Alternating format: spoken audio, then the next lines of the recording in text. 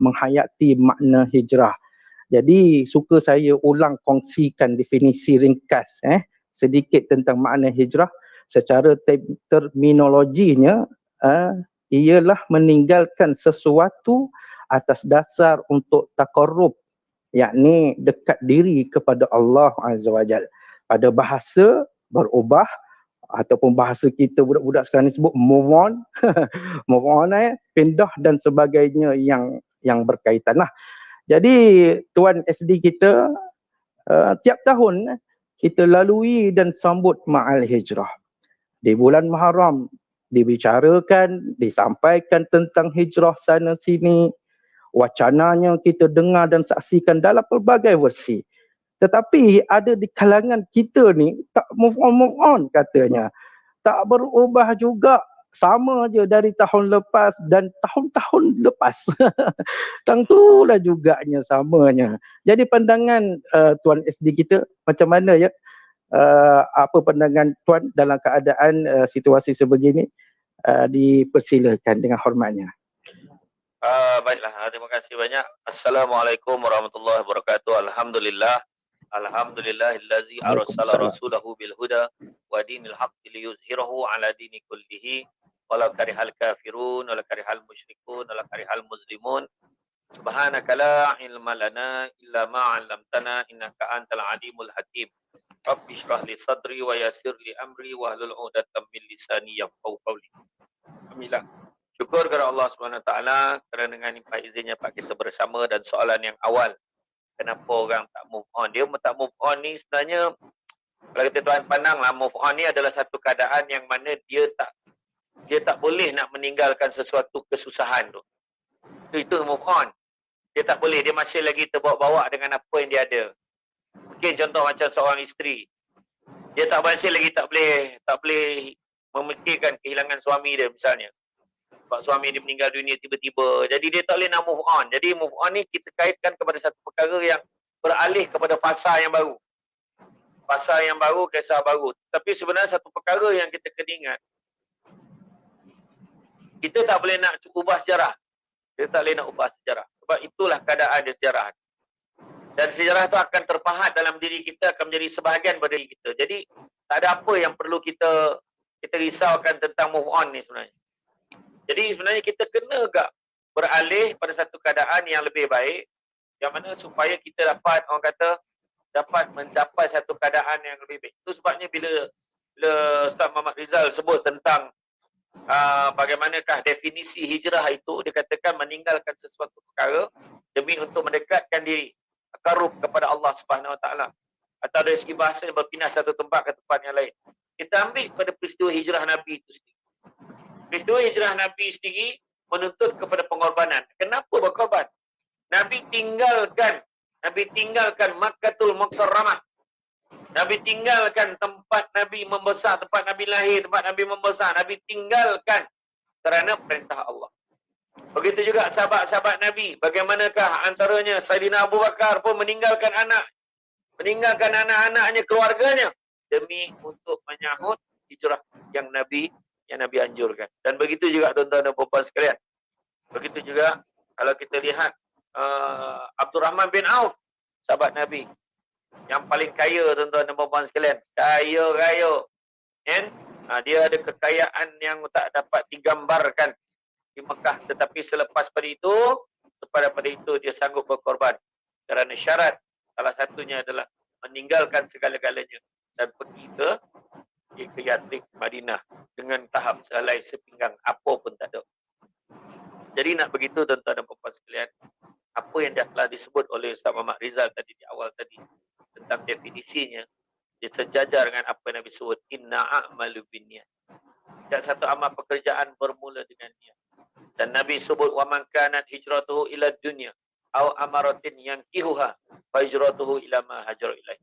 Barang siapa yang berniat untuk berhijrah kerana dunia atau kerana wanita yang dinikahinya, apa jugalah niat kita, nescaya manfaat hijrah sesuai dengan apa yang di dalam surah An-Nisa ayat yang ke-100. Allah Ta'ala pun beritahu wa yuhajir fi sabilillah. Siapa berhijrah di jalan Allah kerana Allah, yajid murawaman katsira wa sa'ah. Dia akan mendapati bumi Allah ni tempat hijrah yang luas dan rezeki yang banyak. Maknanya kita ada pelbagai cabang untuk berubah. Ada pelbagai cabang untuk menjadi lebih baik dalam kehidupan kita. Usahlah kita gentarkan. Kerana rezeki tak pernah salah alamat. Kerana rezeki Allah sentiasa Allah Ta'ala dah tetapkan untuk kita. Cuma kita kena sabar dan lebih bijaksana di dalam mencari jawapannya. Wallah.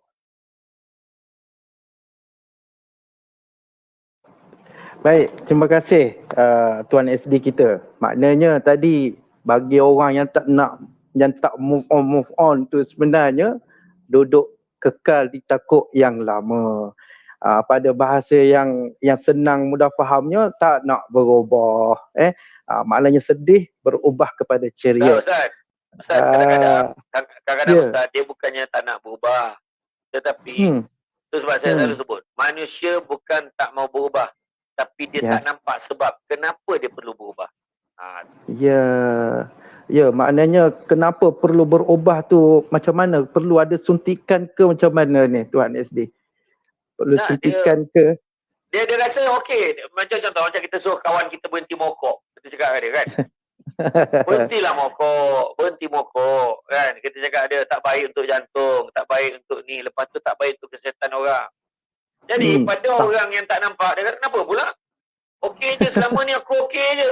Sebab dia tak nampak keperluan dia kena berubah. Dia rasa selesa dengan apa yang dia ada. Itu penyakit dia. Ya, rasa selesa dengan apa yang ada. Jadi Tuan SD, saya sendiri maklum Tuan SD ni memang dah ke sana sini dalam menyampaikan dakwah, dalam ceramah ke, forum ke, apa-apa saja program. Kalau bahasa geng-geng ustaz ni panggil da'i lah. Dan merata-rata pergi. Jadi sebagai da'i, sebagai penceramah ataupun penceramah bebas lah ya, Tuan SD, ada target yang tertentu tak untuk umat yang mana sebagai saya sendiri pun sekerdil saya ni pun ada juga target untuk umat kita ni nak jadi macam mana. Contohnya nak apa orang kata, nak semua pakat menikmati kehidupan ini dengan aman damai contohnya. Tapi kepada Tuan SD sendiri, apakah target kepada umat, khususnya kepada warga UiTM sendirilah? Mungkin boleh dikaitkan dengan isu semasa sikit hari ini. Apakah hasrat atau target Tuan SD yang ingin dicapai? Mungkin dengan mengetahui kupasan ataupun Tuan ni boleh dijadikan nasihat yang berkesan kepada kami dan seluruh umat umumnya. Silakan Tuan. Terima kasih. Bila tanya kat saya, target saya satu je. Teruskan berdakwah. Walaupun apa yang disebut oleh orang. Sebab kalau kita tengok, setiap apa yang Allah Ta'ala perintahkan tentu akan ada cabaran. Kalau kita tengok Nabi Ibrahim, terbalik dia cerita kisah Nabi Ibrahim. Waktu Nabi Ibrahim diperintahkan oleh Allah SWT untuk sembelih anak dia sendiri, Nabi Ismail. Pada ketika itu Nabi Ibrahim nak melaksanakan apa yang berlaku. Saya tak nak sebut tentang kisah tu lagi lah, tapi kita tengok masyarakat di sekeliling mengecam Nabi Ibrahim. Semua kata, apa benda lah Ibrahim ni, hari ni anak dia disembelih. Jangan lain kali kita nak disembelih ni. Kita kata orang. Tetapi mana kata nak beritahu setiap benda baik kita buat, mesti tak boleh elak akan ada cakap-cakap orang. Macam tu jugalah. Bila kita buat baik macam Nabi, Nabi nak berhijrah, tengok orang nak bunuh dia. Kabilah-kabilah berpakat, kan? Macam mana, siapa yang nak bunuh, siapa yang dapat bunuh Muhammad, dapat bawa kepala dia kemari, kita akan hadiahkan 100 ekor unta. Bayangkan. 100 ekor unta nak dibagi. Jadi makna kata tu halangan dia. Nak keluar rumah, tentera-tentera dah sekota kabilah, 11 kabilah tu dah standby kat luar dah nak bunuh Nabi. Makna kata semua benda-benda baik kita nak buat tentu ada halangan. Tetapi halangan itu perlu kita harmonikan. Contoh. Saya nak menyebut, kita ni tak boleh marah ke? Boleh marah, tapi cara kita marah. Kita ni tak boleh tegur ke? Boleh tegur, tapi cara kita tegur. Sebab itu Nabi sebut, dunia ini penjara bagi orang mukmin. Dunia ni penjara bagi orang mukmin, tetapi syurga bagi orang kafir. Apa maksud penjara bagi orang mukmin? Mana sebagai orang beriman, kita ni ada kekangan-kekangan tertentu. Macam orang duduk dalam penjara, sini tak boleh pergi, sini tak boleh pergi, terkurung. Nak buang air pun kat situ je. Dan dengan buang air tu pula, bilik air jamban ni tak ada dinding, tak ada apa. Bayangkan. Jadi macam itulah keadaan penjara. Makan, apa yang dihidang, tu je lah makan. Apa yang dia bagi, tak dapat. Nak minta hari ni nak lauk ni, hari esok nak mihun, tak dapat dah tuan-tuan. Macam itulah keadaan kita dalam Islam ni. Bukan kata Islam ni susah, tak. Tetapi kita hidup mestilah berlandaskan peraturan dan undang-undang syariah yang telah ditetapkan. Mana ikut syariat, kita akan selamat dunia akhirat. Kan? Sesungguhnya Allah tidak menggunakan dua keamanan dan dua ketakutan. Tak. Tapi sebaliknya Allah memberikan satu keamanan dan satu ketakutan. Apa maksudnya? Maksudnya Nabi kata, yang mana Allah bagi tahu, barang siapa yang takut kepadaku di dunia, akan aku amankan dia di akhirat. Tapi barang siapa yang aman dariku di dunia, akan ku takutkan dia di akhirat. Jadi makna kata, sekarang ni nak bagi tahu semuanya ada peraturan. Jadi berbalik pada target tu tadi. Sekarang ni saya lihat, kita tengok isu di parlimen. Pemimpin-pemimpin bergaduh. Saya tak cerita politik, kerajaan, pembangkang, parti-parti, tak. Apa yang berlaku di Dewan Mulia di parlimen? Sebab sekarang orang ingat saya buat isu politik. No. Apa yang berlaku di parlimen? Bagaimana krisis yang kita nampak di parlimen tu? Apa krisis yang paling besar? Krisis yang paling besar adalah krisis tiadanya adab di antara satu dengan yang lain. Ya. Hormat menghormati tak ada. Apa berlaku di universiti? Tiadanya adab antara mahasiswa-mahasiswi kepada pensyarah. Apa yang berlaku kepada para pelajar dengan guru? Tiadanya adab pelajar dengan guru-guru. Boleh tutup kamera waktu PDPR, main game. Sebenarnya tak ikut kelas. Tak adanya adab di antara anak murid dengan guru. Kalau kita lihat dalam media-media sosial, silap-silap dengan YouTube, MPP, UiTM Cawangan Perak. Begitu juga dekat dalam Facebook Pusat Islam UiTM Perak. Silap-silap bahagian komen orang akan tulis, tak payahlah, boleh jalanlah. Ada komen-komen macam tu. Ada komen macam-macam. Kalau kita tengok dalam media sosial, Facebook, Twitter, Instagram, kutukan, makian, cacian, terlalu banyak. Itu sebab saya kata, salahkah kita nak buat teguran? Tak salah. Tetapi cara kita menegur. Sesungguhnya dalam Islam, sahabat-sahabat sekalian, matlamat tidak pernah menghalalkan caranya. Caranya mesti betul. Robin Hood berniat nak tolong orang susah. Bagus nak tolong fakir miskin. Bagus. Tetapi caranya dengan mencuri daripada orang kaya, sekali-kali Allah Ta'ala tidak izinkan tuan-tuan dan puan-puan sekalian. Itu sebab nak beritahu, matlamat saya sebagai pendakwah, sebagai orang yang menjadi orang kata freelancer, penceramah. Bukan tu sebabnya saya tak bagi panggil saya Ustaz Syamsul Debat. Sebab panggil saya saudara Syamsul Debat. Sebab apa? Saya legal background. Memang betul saya belajar agama dulu. Tetapi berat bawa title Ustaz tu. Tetapi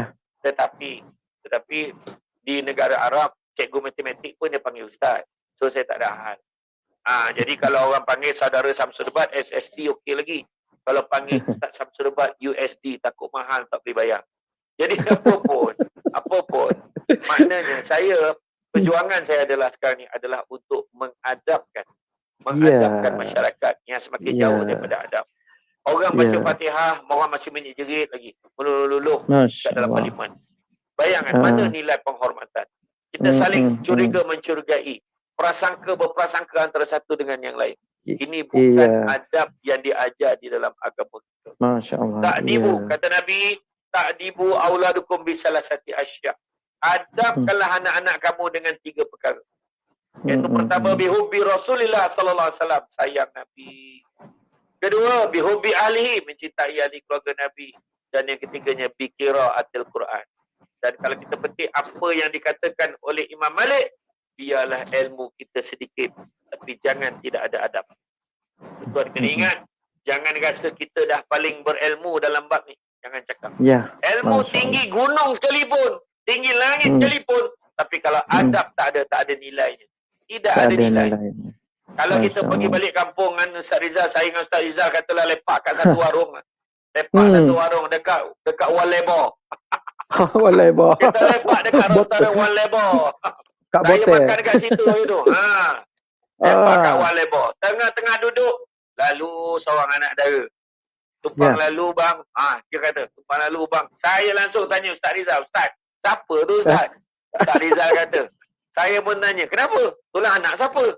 Kita tanya anak siapa? Sebab budi bahasanya, baiknya, adabnya, hormat. Nak lalu depan kita, selang 2 meja kata tumpang lalu. Bayangkan tu.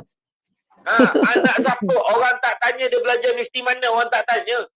Orang tak tanya dia gaji berapa, orang tak tanya. Dia budak tu gaji berapa, tak. Kita tanya tu anak siapa. Sebab adab, Ya, tuan-tuan dan puan-puan. ada. Makan sirih berpinang tidak. Pinang ada ke kota Melaka. Makan sirih Ya. menganyang tidak. Agak dek budi dengan bahasa. Jadi makna kata, Oh, kalau orang tu ada jawatan setinggi-tinggi CEO sekalipun, tapi kalau dia lalu depan kita, dia terlanggar meja kita tengah minum, Ustaz Rizal, dia kata, buta ke apa? Dah, dia kata kita pula buta. Maka pada ketika itu, kita akan cakap, lantaklah gaji kau berapa. Kalau adab kau tak ada nilainya di sisi Allah SWT, dan tidak ada nilainya di sisi hamba-Nya pun. Wallahu a'lam. respon sikit ya Tuan SD. Ah. Kisah yang langgar meja tadi, dia kata kita buta, hakikatnya dia yang buta langgar meja ya. Tu. Dia cakap tu. Dia menyalahkan kita tu.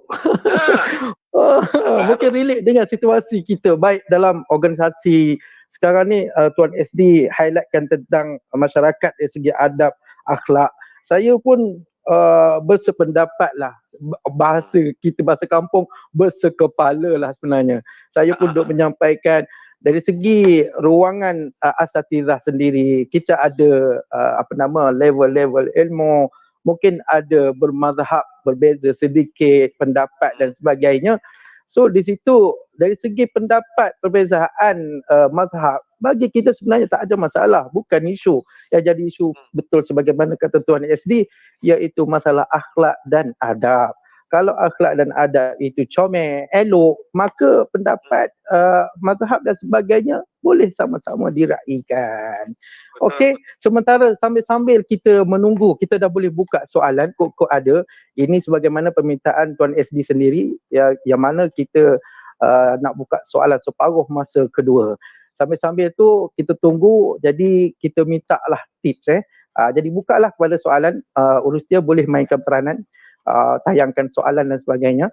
Okey, sambil-sambil tu kita dengar jugalah pendapat Tuan SD, kok ada tips.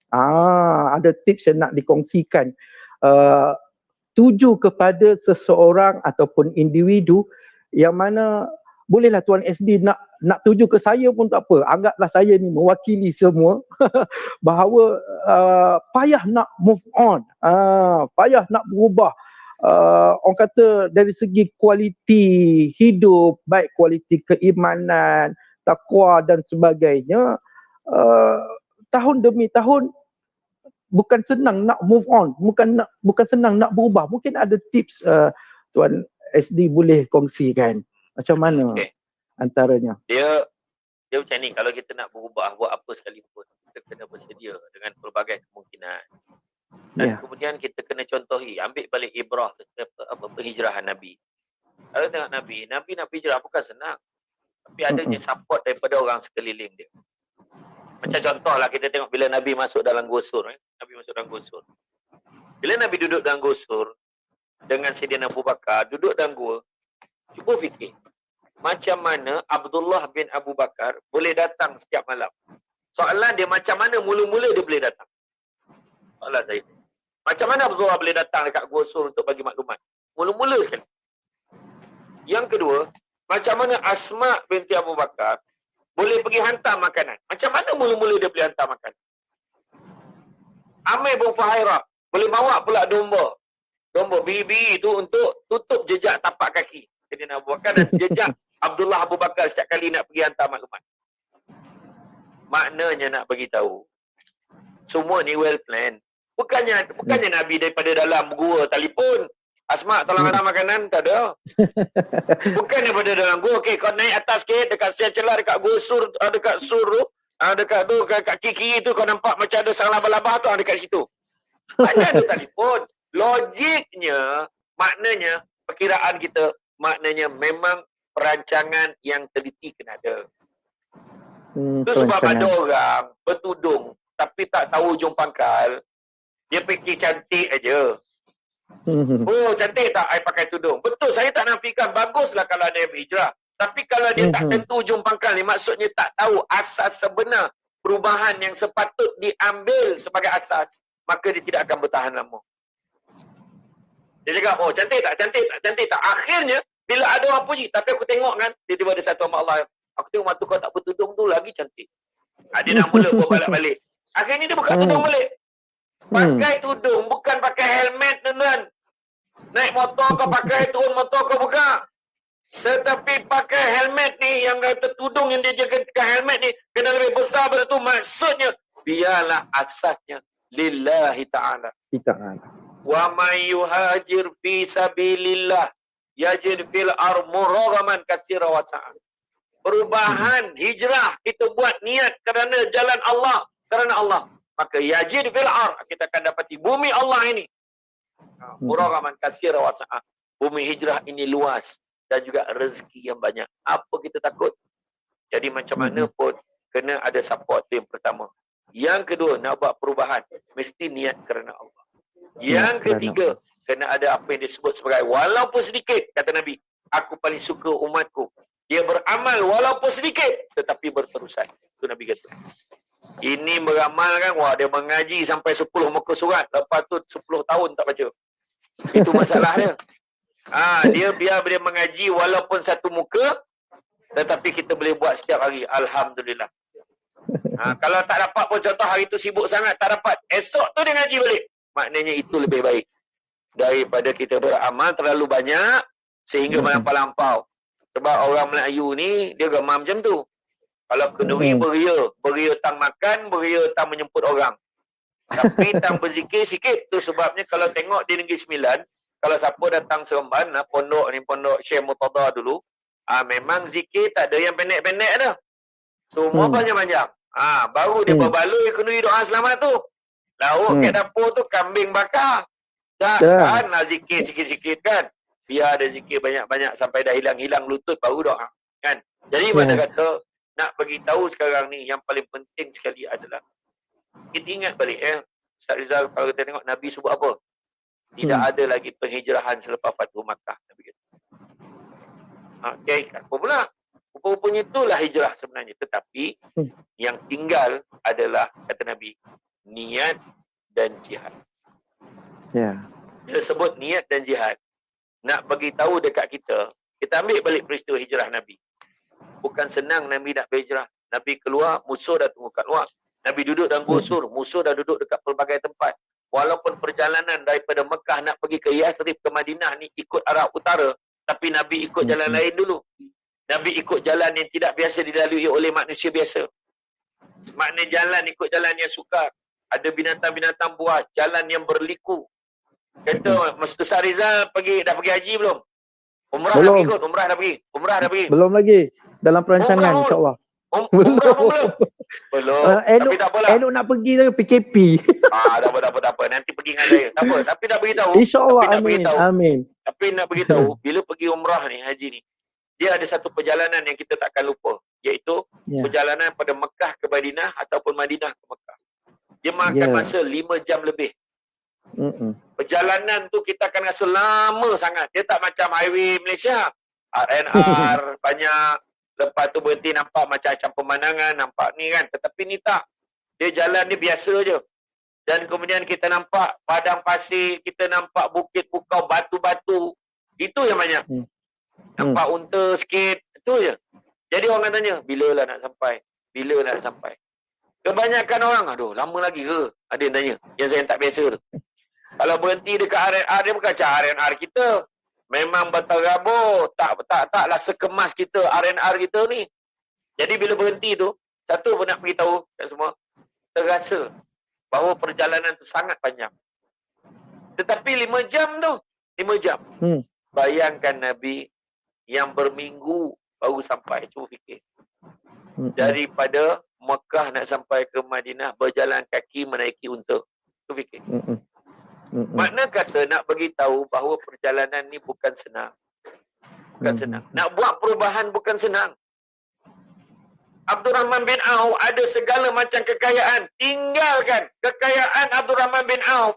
Hari ni kalau ditaksirkan melebihi 327 juta. Kalau kita kira kekayaan Abdul Rahman bin Auf. Dia malahan, dia siap boleh infakkan harta dia sebelum dia mati. Dia bagi dekat ni keluarga-keluarga pejuang-pejuang fisabilillah ni bagi. Bayangkan tu. Abdul Rahman bin Auf waktu perjalanan, Ustaz Rizal tahu dia bawa apa dekat tangan dia, Abdul Rahman bin Auf. Ustaz Rizal ingat tak? Tak ingat, saya ingatkan. Dia bawa keju dan minyak saja dekat tangan dia. Sampai di Madinah, nak beritahu semua puak muhajirin, apa pun tak ada, Ustaz. Kemudian Nabi kata, kan Nabi mempersaudarakan puak Ansar dan muhajirin, salah seorangnya Abdul Rahman bin Auf. Kau Rahman, ni cakap bahasa kita lah. Kau Man, aku saudarakan kau dengan Sa'ad bin Rabi'. Sebab Sa'ad bin Rabi' ni pun businessman juga. Sa'ad bin Rabi' ni toke, businessman, ada pelbagai, ada banyak ladang-ladang kurma. Dia kata dengan Abdul Rahman bin Auf, wahai Abdul Rahman bin Auf, aku ada banyak ladang kurma, mana satu kau nak, kau cakap, aku bagi. Aku ada 2 isteri, mana satu kau nak, kau cakap. Bayangkan sampai tahap tu. Tapi apa kata Abdul Rahman bin Auf?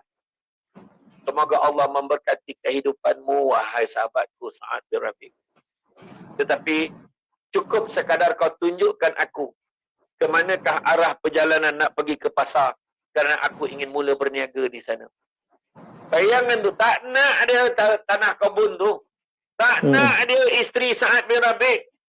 Yang dia nak berniaga. Sebab itu niat dia datang di sana. Dan bila sampai di pasar, majoriti peniaga adalah Yahudi. Dan dia kata, nekat dia, niat dalam hati dia adalah untuk memecahkan dominasi peniaga-peniaga Yahudi. Dan Alhamdulillah dia berjaya. Antara peristiwa yang paling tak boleh lupa tentang Abdul Rahman bin Auf, dia meniaga unta. Bayangkan dia beli harga unta tu 1,000 dinar, dia jual balik dengan harga 1,000 dinar. Bayangkan tu. Dia sampai satu tahap beli unta 1,000 dinar, jual balik 1,000 dinar. Menyebabkan peniaga Yahudi tak pakcik makan. Peniaga Yahudi ni tension, semua orang cari Abdul Rahman bin Auf. Sebab dia jual murah. Dia beli 1,000 dinar, dia jual balik 1,000 dinar. Tetapi, dia ambil untung dekat mana? Harga tali unta. Yang dia jual hanya dengan harga 1 atau 2 dinar saja. Dan macam-macam warna merah. Jadi makna kata bila orang beli banyak, maka dia banyaklah harga tali yang dia dapat jual. Maknanya jangan belagaklah orang sekarang katanya nak memperkenalkan sistem volume. Abdul Rahman bin Auf dah lama dah ajar pasal volume ni. Jadi makna kata 1,400 tahun dulu. Nak cerita. Jadi apa yang saya nak beritahu tadi Ustaz? Kalau kita tengok bisa rokok tu tadi. Nabi kata yang hanya tinggal niat dan jihad. Kalau orang tu bayangkan niat pun susah dah. Cuba kau baca tak nak. Dia niat pun dia tak boleh nak buat. Macam mana? Itu sebabnya yang tinggal niat untuk berbuat baik dan jihad perjuangan untuk melaksanakan apa yang kita niatkan. Wallahu. Baik, terima kasih Tuan SD. Maknanya bagi sesiapa yang ingin berubah, basic lah kan. Dia punya komponen pentingnya niat dan jihad. Maka kita kena perbetulkan niat dan pasang jihad yang berenergi. Kalau jihad hanya orang kata macam sambal belacan je tak jadi juga ya. Baik. Urus dia, ada tak soalan? Ni ada soalan. Bagaimana nak kaitkan hijrah medsos dengan hijrah umum ini? Ramai yang kuat mencela dan hilang adab ketika menggunakan medsos ini. Bagaimana nak kaitkan dengan hijrah? Tadi rasanya Tuan SD dah kabur awal dah tadi tak? Adab komen. Kalau ada soalan lain ke Tuan SD nak jawab juga yang ni? Tunggu soalan lain ke sebenarnya? Sebenarnya kalau kita tengok sekali-kala ni dengan Abdul Syam Cik Lah ni. Pencerahan apa matlamat hidup. Apa matlamat hidup. Kalau saya jawab ni 9 yang mana tahu kau lah fikirlah sendiri kan matlamat hidup. Adalah, tapi macam ni lah. Apa pun kita kaitkanlah, kita jawab sekali lah dengan apa yang ditanyakan oleh tentang media sosial ni tadi. Ya. Pertamanya, kita kena balik pada basic balik. Kenapa kita diciptakan? Wa ma khalaqtul jinna wal insa illa liya'budun, kan? Mana kenapa? Kita diciptakan untuk apa? Untuk mengabdikan diri kepada Allah. Tanya balik soalan. Tanya diri kita. Apakah kita telah cukup mengabdikan diri kita kepada Allah? Tanya balik. Profesor Hamka menyatakan pembohongan yang paling besar di dalam jiwa adalah apabila mulut berkata ya, hati berkata tidak. Kita sibuk mengatakan, kita ni hamba Allah, kita hamba Allah. Tapi sejauh mana kita buat apa yang Allah Ta'ala suruh? Sejauh mana kita meninggalkan apa yang Allah Ta'ala larang? Dan sejauh manakah kita boleh bersyukur dengan apa juga ujian dan dugaan yang Allah Ta'ala berikan kepada kita? Kalau itu pun kita tak boleh jawab, salah. Tapi kalau kita boleh jawab soalan tu, maka kita akan jelas dengan matlamat hidup. Dunia ni tak ada apa-apa, tuan-tuan. Buka surah Asy-Syura ayat yang ke-20. Surah Asy-Syura ayat 20 Allah Ta'ala beritahu, barang siapa yang mengejar keberuntungan akhirat, nescaya kami akan tambahkan keberuntungannya itu. Maknanya, dunia pun dapat. Namun barang siapa yang mengejar keberuntungan dunia, nescaya kami akan berikan sebahagian sahaja daripada keuntungan dunia itu. Malahan tidak akan ada satu bahagian pun untuknya di hari akhirat kelak. Nak beritahu apa? Jadi tak usah nak kerja-kerja dunia, tuan-tuan. Kita ambil contoh senang lah. Orang sibuk nak jadi Perdana Menteri. Contoh kan? Contoh lah. Kita tak cerita parti, Ustaz. Kita tak cerita parti. Siapa-siapa pun. UMNO ke, PKR ke, PAS ke, Bersatu ke. Tak kira lah siapa. Amanah kan. Tak kisahlah siapa kan. DAP ke. Satu je. Nak jadi PM berapa lama? Contoh kalau saya lah. Kan Ustaz Rizal umur berapa, Ustaz? Ustaz Rizal sekarang umur berapa? 35. Oh, 35. Okey. Let's say lah kita bagilah. 35. Kita bagilah Ustaz Rizal ni jadi PM umur 40 tahun nanti. Nanti politik hari ni Zab 40 tahun jadi PM. Terus. Pertama, belum ada jaminan dari segi umur kita boleh bertahan 10 tahun pun. Tak ada. Kedua, belum ada jaminan dengan tahap politik yang huru-hara sekarang ni kita boleh bertahan satu penggal pun. Dan yang ketiga, belum tentu lagi ketahanan diri kita ni secara mental dan fizikal kita boleh menerima, mengadaptasi akan cabaran-cabaran yang ada dalam dunia politik yang sangat kompleks dan complicated. Jadi dalam hal itu saya kata, yang sibuk-sibuk nak jadi PM ni memang saya tak faham.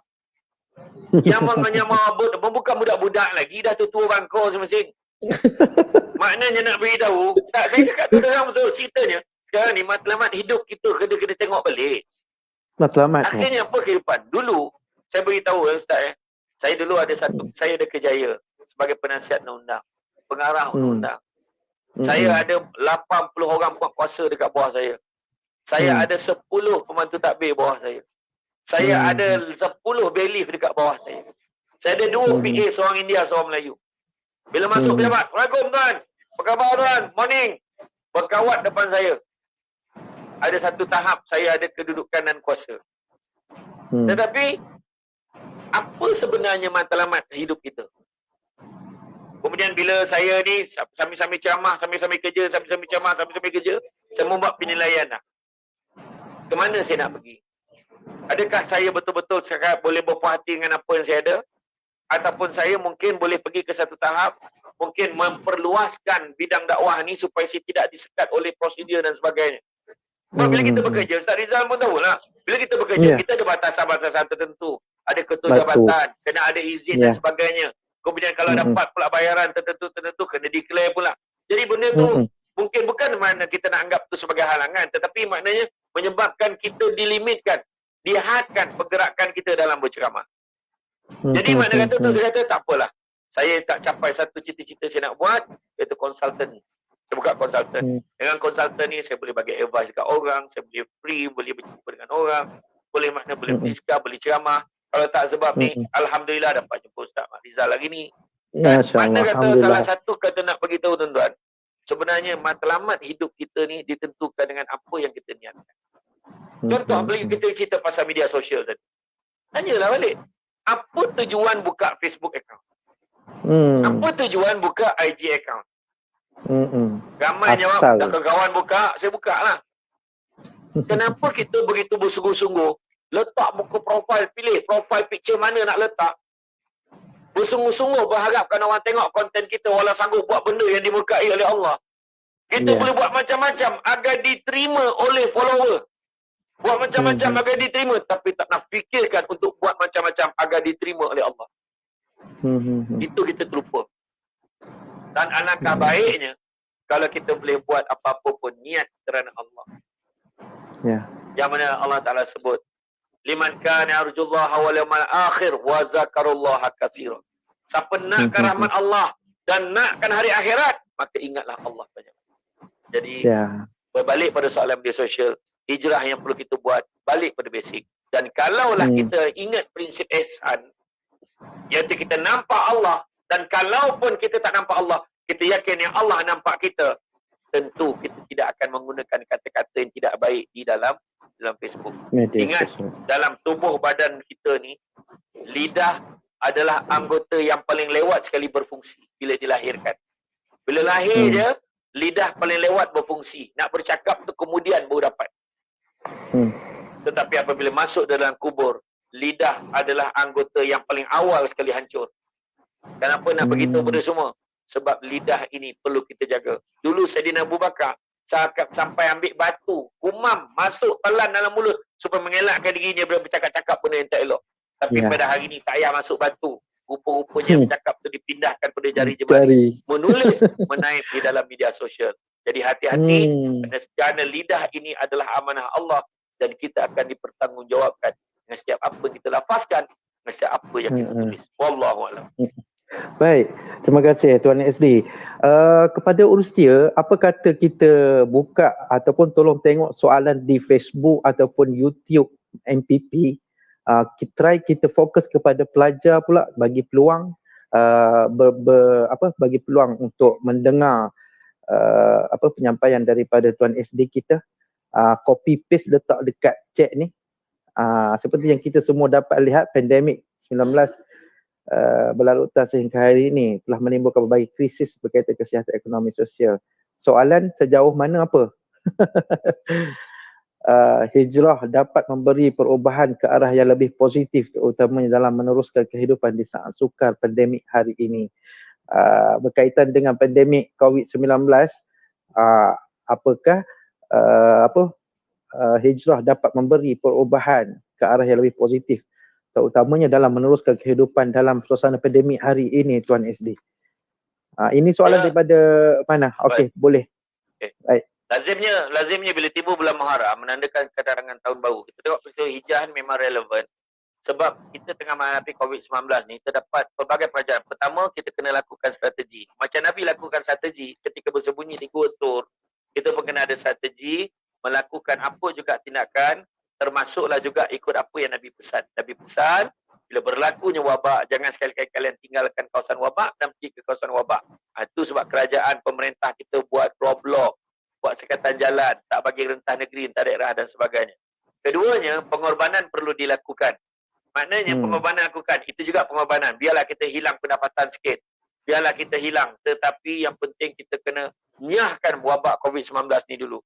Biarlah kita ni susah sikit, bekerja secara online apa, berkorbanlah sikit. Sebab apa? Yang pentingnya nanti adalah hasilnya adalah kita kembali seperti asal.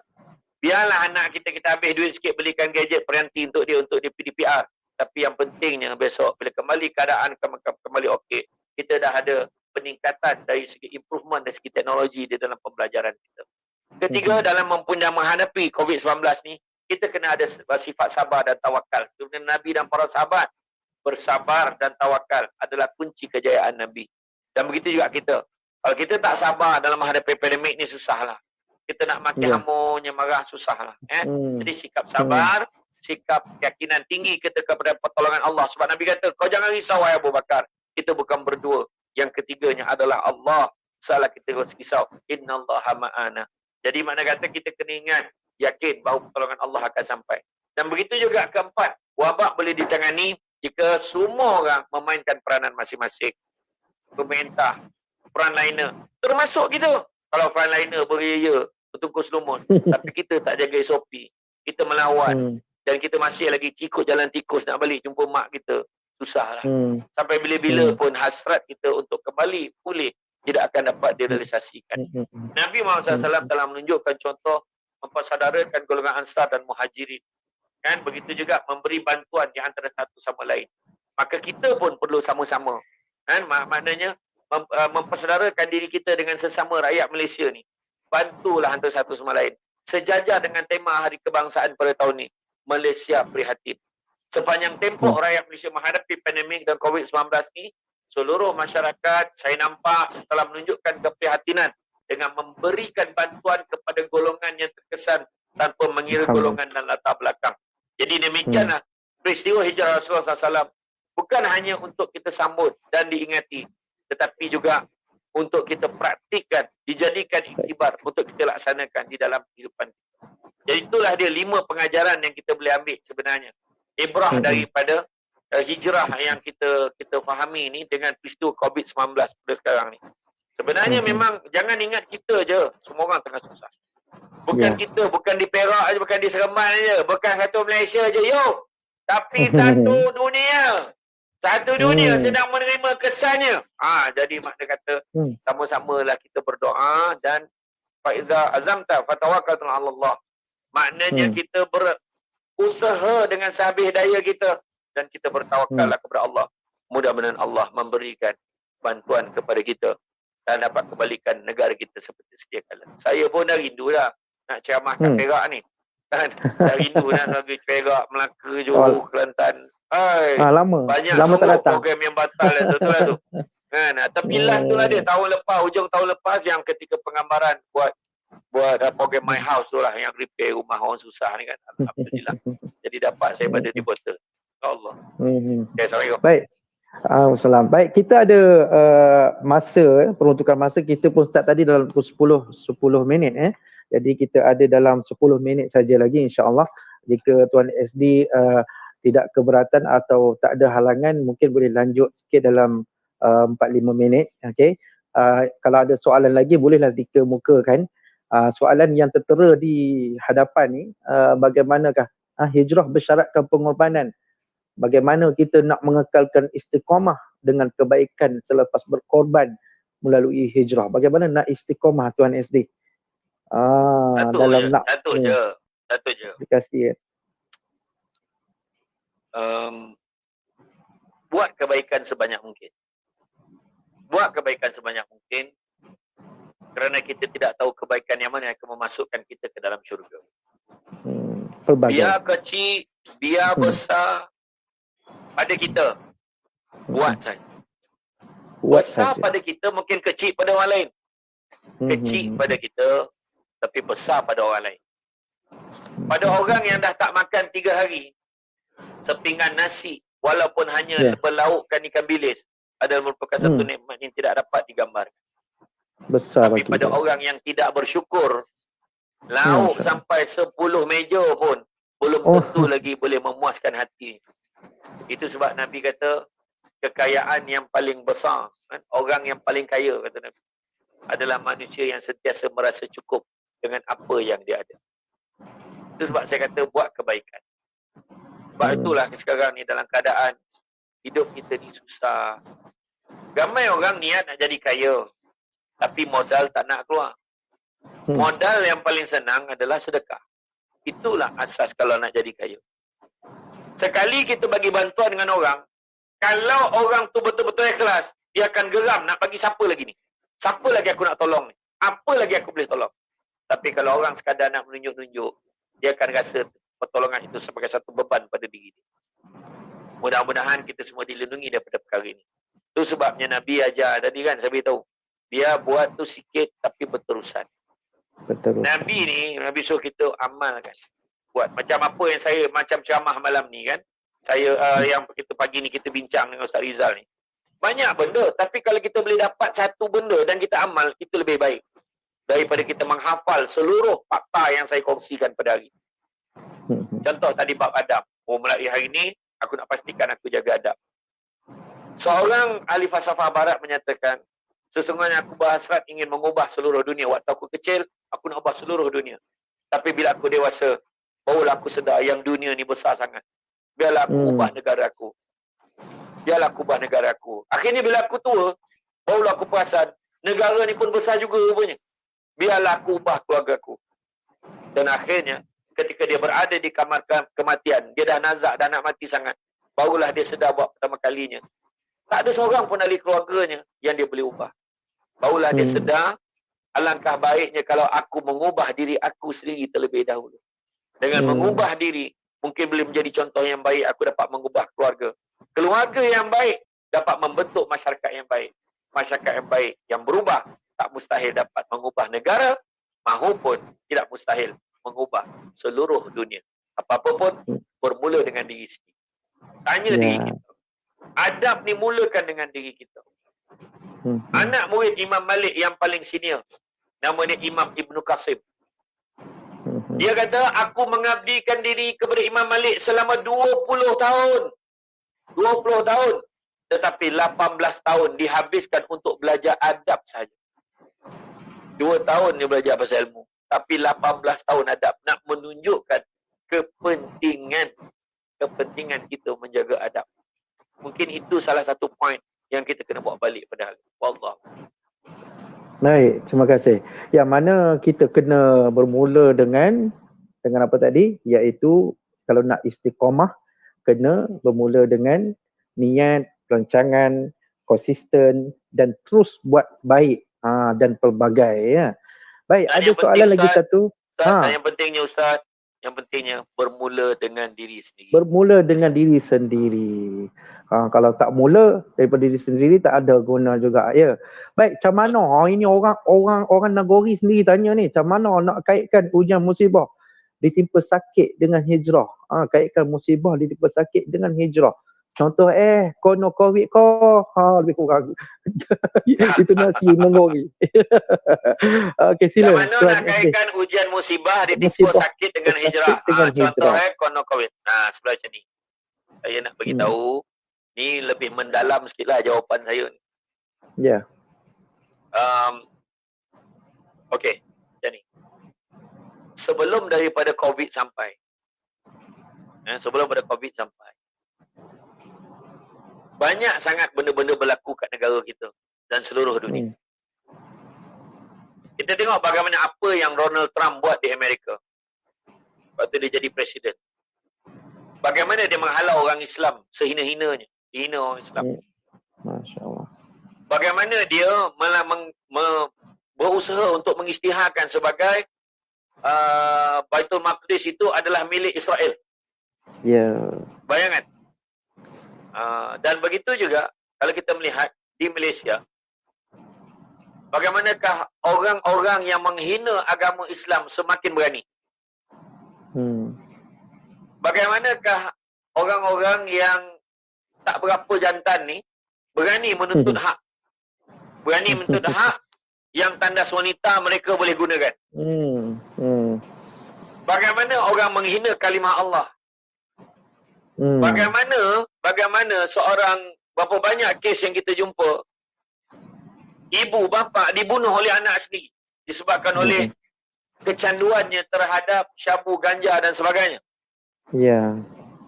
Berapa banyak kita lihat bagaimana tanda akhir zaman Nabi sebut seorang ibu akan melahirkan tuannya. Anak-anak menghambakan ibu dia. Mak dia bagi RM5. Mak dah bagi mak RM500 sebulan. Cukuplah, jagalah anak saya. Mak banyak cerita besar. Dia jadi tuan kepada mak dia. Dan apa yang saya sebutkan ni, senarai-senarai saya sebut ni, Ustaz Rizal, adalah sebagai tanda-tanda betapa melampaui batasnya manusia di dalam melakukan kerosakan di atas dunia ini. Maka saya nak jawab tadi soalan tu. Jawab soalan. Termasuklah juga isu seorang tu bolehlah pakai jubah elok kaki lain sampai ke Kaabah pakai telekung. Belum cerita lagi orang buat pembedahan transgender, buat live tunjuk dekat dalam media sosial. Masya Allah. Tak apa yang saya sebut ni, kita sampai Ustaz Rizal boleh sebut Masya Allah ni, maknanya melampaui batas dah manusia ni. Sampaikan kita cakap, ya Allah, apalah nak jadi. Dan orang yang depan Kaabah pakai telekung tu boleh cakap tak ada jadi apa-apa pun. Maknanya dia boleh cabar Allah Ta'ala. Tetapi nak beritahu, maknanya melampau kan. Jadi, rupa-rupanya Allah Ta'ala ni sebenarnya nak tegur kita. Allah nak tegur kita. Segala ujian dan musibah ni salah satu bentuk teguran Allah Ta'ala. Dan sebagai nak dapatkan jawapan yang jelas, nanti saya minta Ustaz Rizal dan semua yang hadir pada hari ini, tolong rujuk kepada surah Az-Zumar ayat yang ke-53. Surah Az-Zumar ayat yang ke-53, Allah Ta'ala beritahu, Qul ya ibadiyallazina asrafu. Wahai hamba-hambaku. Asrafu ni maksudnya Ustaz, melampaui batas. Wahai hamba-hamba yang melampaui batas. Qul ya ibadiyallazina asrafu ala anfusihim. Melampaui batas ke atas diri mereka sendiri. Tapi Allah Ta'ala beritahu, la taqnatu min rahmatillah. Jangan putus asa dengan rahmat Allah. Dan Allah Ta'ala sambung, innallaha yaghfiruz dzunuba jami'a. Sungguhnya Allah Maha Pengampun. Sebenarnya Allah nak mengampunkan dosa-dosa kesemuanya. Innallaha yaghfiruz dzunuba jami'a. Allah nak ampunkan dosa-dosa kesemuanya. Innahu huwal ghafurur rahim. Dan sungguhnya Allah Maha Pengampun lagi Maha Penyayang. Jadi apa yang berlaku COVID ni, bila Allah Ta'ala bagi, kita tengok peristiwa di Aceh. Bila ada golongan tertentu dah mula melampau, memainkan agama, percampuran lelaki perempuan, Allah datangkan bala bukan hanya pada tsunami itu, bukan hanya di Aceh, tapi juga sebahagian kawasan di Malaysia turut menerima tempias. Jadi, bila Allah bagi satu bala, bila Allah Ta'ala bagi satu dunia, mana bayangkanlah tahap seriusnya teguran Allah kepada kita. Tetapi teguran ini bukan sepatutnya menjadikan kita lebih jauh kepada Allah. Sepatutnya kita lebih dekat kepada Allah. Sebagaimana definisi yang dibacakan oleh Ustaz Muhammad Rizal di awal tadi. Meninggalkan sesuatu demi untuk mendekatkan diri kepada Allah SWT. Makna Allah dah ajar kita tinggalkan dunia ni bukan maksudnya bunuh diri. Tinggalkan perkara-perkara yang melekakan kita, yang menyebabkan kita lupa kepada Allah. Maka dengan itulah kita kena balik kepada jalan Allah. Sesungguhnya Allah Maha Pengasih lagi Maha Penyayang. Wallah. Baik Tuan SD, ini soalan peribadi saya sendiri Tuan. Apa nama ni, minta masa sikit, kita dah cukup sejam sebenarnya. Ini saya rasa mungkin ada juga segolongan ingin mendengar yang mana mangsa COVID sendiri, positif COVID-19 ni, mungkin dia ada cerca diri, dia kata kenapa aku yang kena, kan, aku yang dah jaga SOP, pakai mask sebagainya, terkena, lepas tu balik pula dengan menyalahkan takdir, aku tak buat dosa apa-apa, kan, tapi aku yang kena apa, penyakit macam ni, dimusibahkan macam ni. Boleh Tuan SD komen sikit dan boleh nasihatkan sekali, silakan. Saya, kalau kita cakap kan, ayat yang paling best sekali dia orang ni, kau tak kena, kau boleh lah cakap. Tu yang tak tahu. Betul. Kan? Betul. Macam ni je lah. Kita kena ingat kalau kita tengok surah Ali Imran ayat yang ke-191, Allah tidak jadikan langit dan bumi, segala ciptaan ni Allah Ta'ala tak jadikan sia-sia. Semua ada sebab. Mesti ada sebab. Satu cerita saya nak tunjuk bagaimana seorang Arab Badui, dia mengaku depan Nabi. Dia kata, sungguhnya aku seorang mukmin, aku seorang mukmin, aku seorang mukmin. 3 kali Arab Badui ni sebut depan Nabi. Aku seorang beriman, aku seorang beriman, seorang beriman. Nabi cakap, alangkah baiknya kalau kamu menyebut yang kamu seorang Muslim. Kerana menjadi seorang Islam cukup sekadar pengakuan. Tetapi menjadi seorang yang beriman tidak cukup dengan pengakuan. Maknanya menjadi orang yang beriman ni mestilah dengan perbuatan. Bukannya dengan pengakuan. Tak cukup. Nak cerita kan? Kalau kita kata, aku ni beriman, aku memang beriman. Tak. Siapa berani? Saya nak tanya. Dekat Alhamdulillah lah. Dekat setakat ni kalau aku tengok, dari segi dekat Sri Iskandar ni, aku rasa aku paling beriman sekali. Siapa berani cakap? Berani tak kita mengaku yang kita ni seorang yang beriman? Saya yakin tak ada siapa pun yang berani mengatakan yang dia adalah seorang yang beriman. Kita berani cakap, kamu Islam tak? Islam. Kamu ni beriman tak? Macam tu. Yang mula dah pening dia. Nak cakap ke tak nak cakap? Itu sebab yang saya kata tadi dalam surah Ali Imran ayat yang ke-191. Allazina yazkurunallaha qiyaman wa qu'udan wa 'ala junubihim wa yatafakkaruna fi khalqis samawati wal ardi rabbana ma khalaqta hadza batila subhanaka faqina azabannar. Iaitu orang-orang mengingati Allah sambil berdiri, sambil duduk atau dalam keadaan berbaring. Mereka memikirkan tentang penciptaan langit dan bumi lalu berkata, Ya Allah, Ya Tuhan kami, tiadalah Engkau menciptakan ini dengan sia-sia. Maha suci Engkau, Maha pelihara kamilah daripada siksaan api neraka. Makna nak bagi tahu, Allah tak jadikan sia-sia termasuk COVID-19 yang datang pada diri kita. Dalam banyak-banyak orang, kenapa kita? Ya, dan bila saya sebut tadi, bila kata iman, tak cukup dengan iman. Sebab bagaimana kamu boleh mengaku kamu seorang beriman, sedangkan kamu belum diuji, kata Allah. Ya. Jadi nak uji keimanan, kenalah uji dengan ujian dan dugaan. Kalau tak ada ujian, macam mana kita nak cakap kita handal? Kan? Contoh, saya masuk pertandingan pidato, Bismillahirrahmanirrahim, Johan. Memang dia Johan, tapi yang bertanding 3 orang. Macam mana? Kan? Pertandingan pidato, debat. Kan? Macam mana kau mengaku kau handal? Bercakap seorang-seorang. Contoh, macam mana nak bercakap kau handal? Tak boleh macam tu. Mestilah kita ada penilaian dia. Jadi salah satu penilaian dia tu sebabnya Allah Ta'ala menguji kita ni, kan? Dan nak menguji kesabaran kita. Pertama nak mempertingkatkan keimanan kita. Kedua nak meningkatkan darjat kita di sisi Allah. Dalam banyak-banyak orang, kenapa aku percaya la yukallifullahu nafsan illa wus'aha.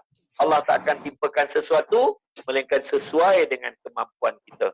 Dan kalau kita tengok dalam bab sabar, memang betul sabar. Tapi betul ke kita sabar? Kalau macam itulah soalan kita tanya, kenapa aku kena COVID? Maka kita fail, tuan-tuan, sebagai seorang yang beriman. Berapa ramai orang kena COVID, tapi ada yang survive, ada yang tak survive. Tapi yang tak survive, adakah mereka kecewa? Adakah mereka hampa? Tak.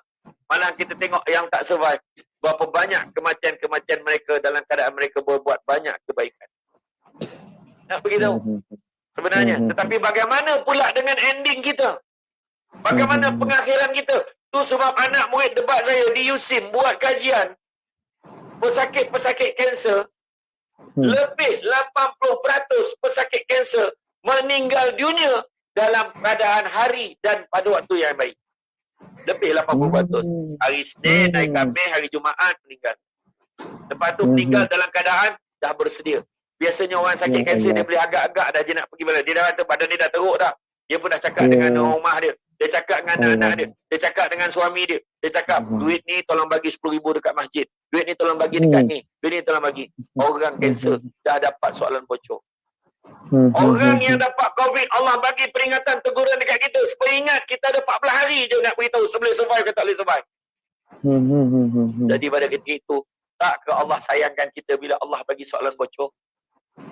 Jadi kalau anda kata ditakdir oleh Allah Subhanahu Wa Taala, ditakdirkan oleh Allah SWT kita sihat walafiat selepas itu, bukankah itu pengalaman yang paling berharga untuk kita? Jadi kenapa kita nak mengalah? Mengapa kita nak mengeluh? Mengapa kita nak komplain? Ada seorang Nabi digambarkan dalam kitab Mukasyafatul Qulub. Seorang Nabi tidak disebutkan nama Nabi itu siapa. Dia beribadah selama 50 tahun. Selepas 50 tahun Allah Ta'ala beritahu kepada Nabi ni, sesungguhnya aku ampunkan dosamu. Dia menjawab balik pada Allah, Ya Allah, aku kan Nabi, tak ada dosa. Kenapa pula kau nak ampunkan dosa aku? Nabi ni jawab balik pada Allah. Ingat tak disebut nama Nabi, tak payah nak teka-teka. Tapi dalam beribu Nabi tu, jadi kita jangan kita teka. Jadi selepas itu, Allah timpakan, Allah arahkan sebatang pokok menghempap kaki Nabi ni. Kaki ni bengkak, tak dapat tidur malam, mengoning-oning, kata ni 9. Bak kata orang Perak, nyut-nyut lah. Berdenyut-denyut lah, kan? Esok pagi tu, dia mengeluh, dia kata, Ya Allah, sakitnya, Ya Allah, sakitnya, Ya Allah. Kemudian pokok yang menimpa kakinya tadi bersuara dengan izin Allah. Sesungguhnya kata Allah, ibadah kamu yang 50 tahun itu tidak dapat nak menebus satu keluhan kau kepada Allah. Cuba tanya balik diri kita, berapa banyak kita mengeluh sehari cakap. Dapat COVID-19 mengeluh. Vaksin tak nak ambil, mengeluh lebih. Contoh kan. Itu sebab kita kena ikhtiar. Jadi nak bagi tahu, Allah uji. Sabar ni ada 3. Pertama, sabar untuk taat perintah Allah. Itu Allah Ta'ala kurniakan 300 tingkatan darjat pahala. Yang kedua, bersabar untuk meninggalkan larangan Allah. Allah kurniakan 600 tingkatan darjat pahala. Dan yang ketiga, bersabar dengan ujian dan dugaan yang Allah berikan kepada kita. Termasuklah ujian COVID-19. Itu Allah Ta'ala kurniakan 700 tingkatan darjat pahala. Buka kitab Penenang Jiwa daripada Imam Al-Ghazali. Jadi tuan-tuan dan puan-puan sekalian, setiap ujian dan dugaan, kita harus bersedia menghadapinya.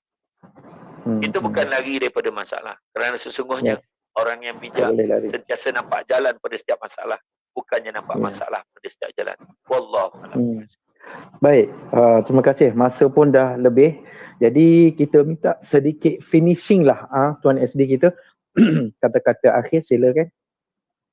Sebenarnya, kesimpulan yang kita boleh tengok dalam tempoh COVID-19 ni sebenarnya, dalam tempoh kita hijrah ni, dalam tempoh kita nak menghadapi hari kemerdekaan negara ni, kita kena ingat, Allah sebenarnya nak menguji kita sejauh mana kesyukuran kita. Manusia tak boleh bersyukur kerana pertama sibuk melihat apa yang orang ada sampai terlupa apa yang dia ada. Kedua, sibuk melihat kelebihan orang lain sampai terlupa melihat ada orang lagi susah daripada dia. Dan yang ketiga, sibuk menapik dada menyatakan apa yang dia ada hari ini adalah hasil usaha gigihnya, sedangkan apa yang kita ada pada hari ini semuanya adalah dengan izin Allah. Dan saya nak tutup dengan beberapa perkataan. Pertama, jangan kamu pandang kecilnya nikmat itu, tapi pandanglah siapa yang memberikan. Yang kedua, tangan yang di atas lebih baik daripada tangan yang di bawah. Jadi banyak kalau memberi daripada menerima. Ketiga, banyak kalau melihat yang di bawah daripada melihat yang di atas. Kerana yang melihat yang di bawah, kamu akan lebih bersyukur dengan apa yang kamu ada. Kemudian, yang keempat, ingatlah, di dalam hidup kita ni hanya sementara. Jadi belajar-belajarlah bersyukur kerana apa yang saya sebut tadi, apa yang Nabi bagi tahu, orang yang paling kaya adalah manusia yang berasa cukup dengan apa yang dia ada. Dan yang terakhirnya, jagalah adab. InsyaAllah. Adab dengan Allah, adab dengan Rasul, adab dengan masyarakat, adab dengan ulama, adab dengan pemimpin, adab dengan keluarga kita, adab dengan rakan-rakan. Jaga adab, insyaAllah hidup kita akan berbahagia di dunia dan di akhirat. Kalau mencari pokok berbuah, pucuk lobek, dahan berdaun. Kalau nak jadi insan bertuah, duduk beradab, bagak bersantun. Saya ucapkan terima kasih atas kesudian mengundang saya pada hari ini. Sungguh yang baik itu datang dari Allah SWT, mana kurang bukti kelemahan saya sebagai manusia biasa.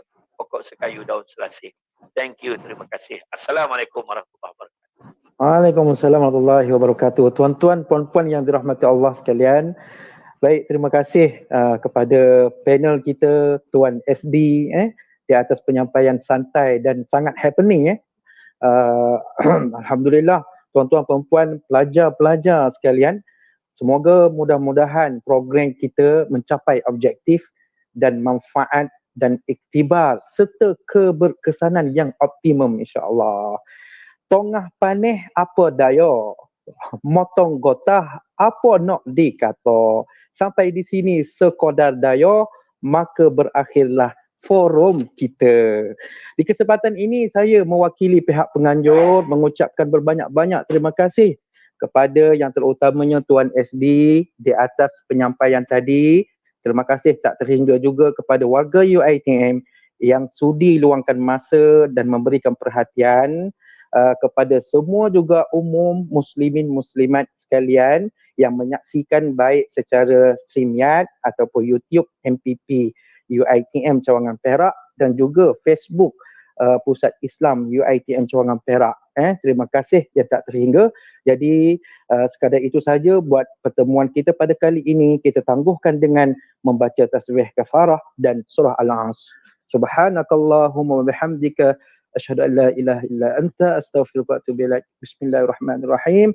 Wal 'ashr innal insana lafi khusr illa alladhina amanu wa 'amilus solihat wa tawasaw bil haqqi wa tawasaw bil sabr. Baik,